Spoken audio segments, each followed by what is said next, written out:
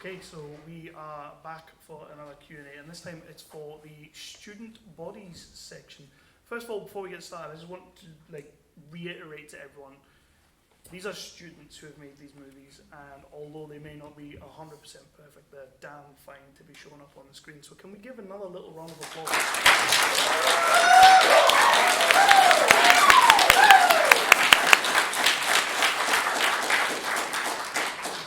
First of all, make my job super duper easy, and could you go down the line, tell us who you are and what project you were part of on the screen today?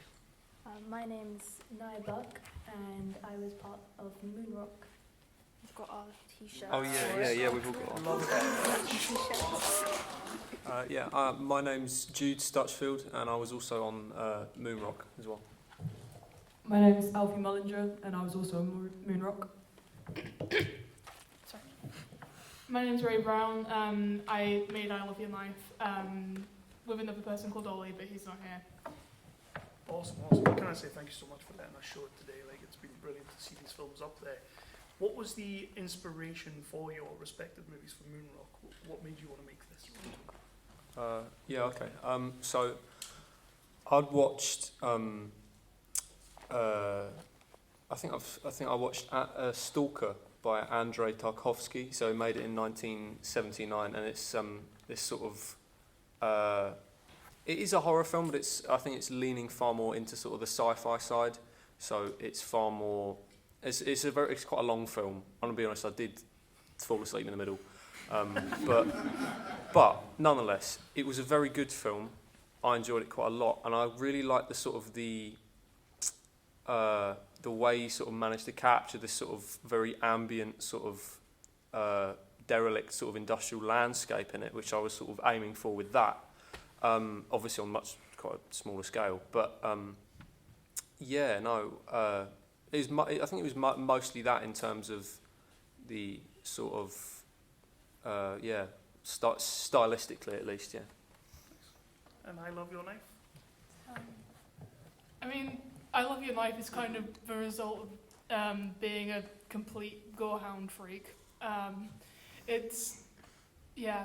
the inspirations are just slashes and whatever. The story just kind of evolved out of a theme of loneliness, but I didn't want to make it too serious.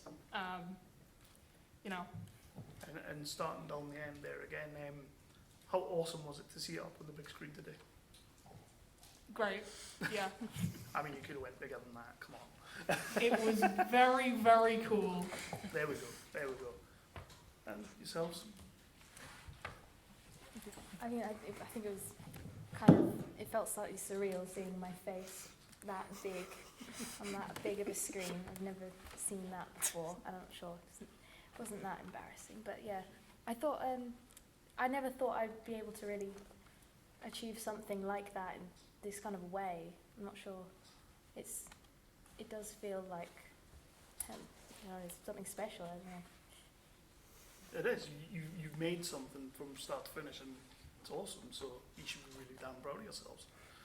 And what was the biggest thing you learned while making these movies about maybe yourself or about the filmmaking process? Planning, because I'm gonna be honest. I spent sort of,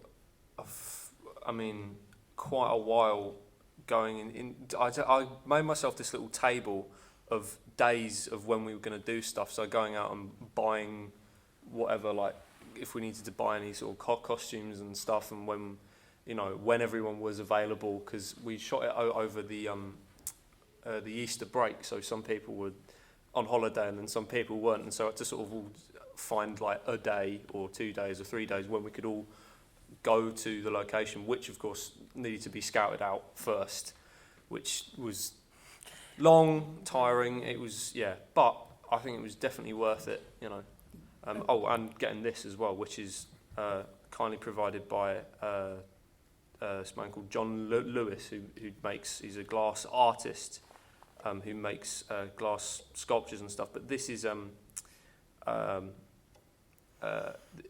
so it's a glass thing where it refracts.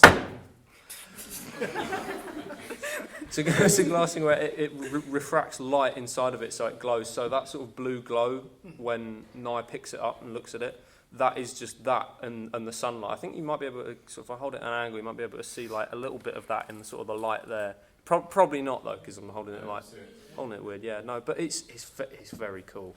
It's very cool. And yeah, so he very kindly gave us that to use and to drop. So yeah. Another thing we learnt is not to film on a windy day because wow, that was horrible. Yeah, that's part of the reason why there was supposed to be dialogue. There was supposed to be dialogue in that, and it didn't happen. So we just thought, yep, we just cut all the sound out because you'd hear like a word, someone would go, yeah, and then it'd be. So we gave up with that one.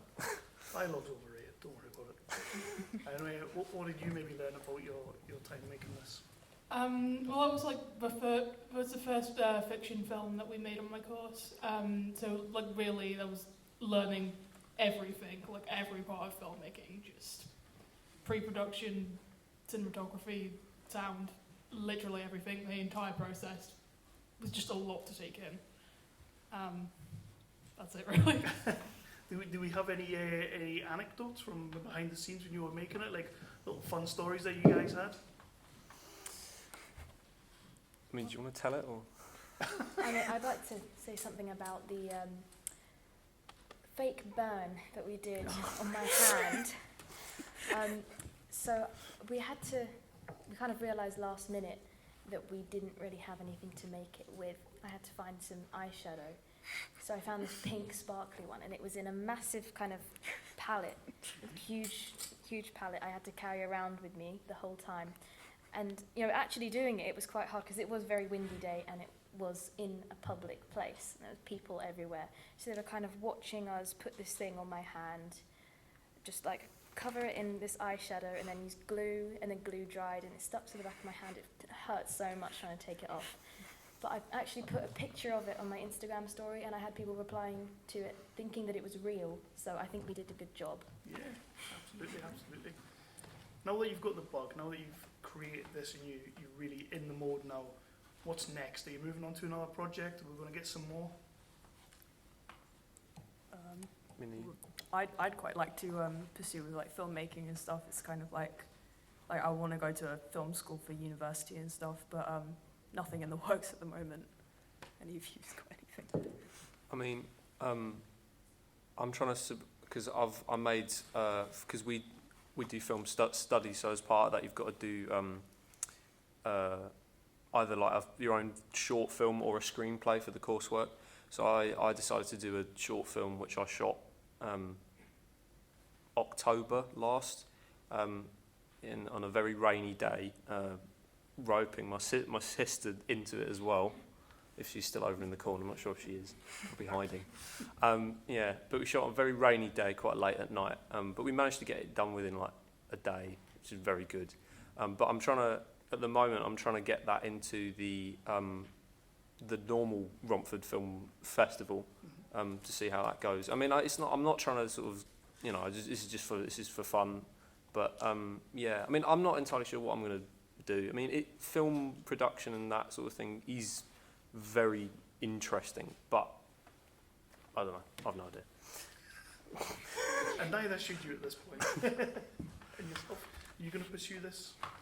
I feel like, well, with the film coursework, the other thing you could do was a screenplay, which I did, and I really, really enjoyed doing that. So I've always been very fond of writing, always like written things ever since I could like hold a pen, really.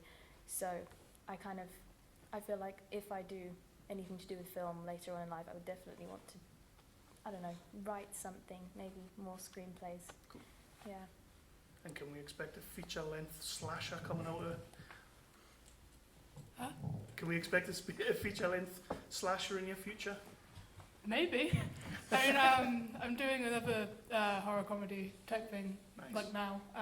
In the process, it's stressful. Yeah, maybe another slasher at some point. Who knows? Excellent. Does anybody have any questions in the audience before we move on to our second panel about Moonrock and I Love Your Knife? question about production management. So what kind of challenges did you face in terms of production management, like finding locations, casting actors, etc.? Our main issue was the scouting of the location, wasn't it? Yeah.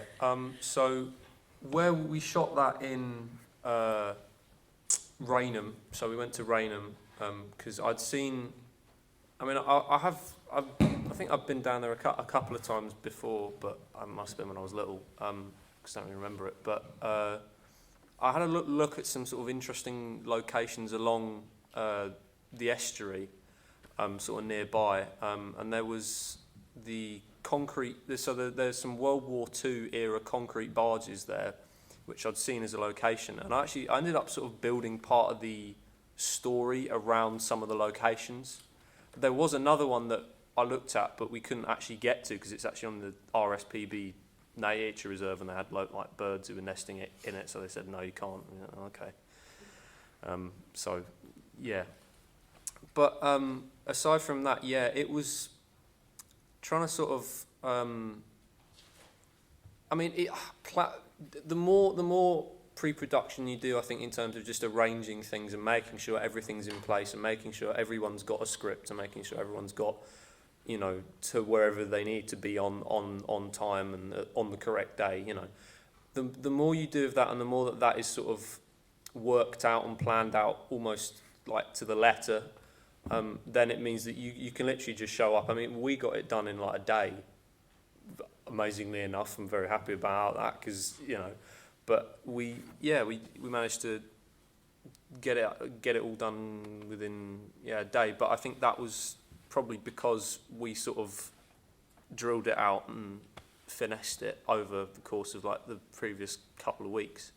So yeah, I'd say it's very important to sort of plan plan stuff. Don't just sort of show up with the camera. You know what I mean? And I love your knife on production management. Well, we were quite late, like finding actors before the shoot dates that we had, and that was quite stressful. But it's just a matter of like asking as many people as you possibly can, really. And we ended up with Megan Smith Goldstraw was absolutely great, absolutely blew it out of the water. And in terms of like locations, we shot at my friend Gio's house. It's just a matter of like asking and asking and asking and asking and asking, and it never stops. Right, well, thank you so much for submitting your movies, and thank you for letting us show it today, and of course for being here today. I mean, remember guys, these are students who have made these movies, and I'm impressed, so please do. And for sitting here and doing this as well, because this is nerve-wracking. But yeah, can we get a round of applause? And then thank you.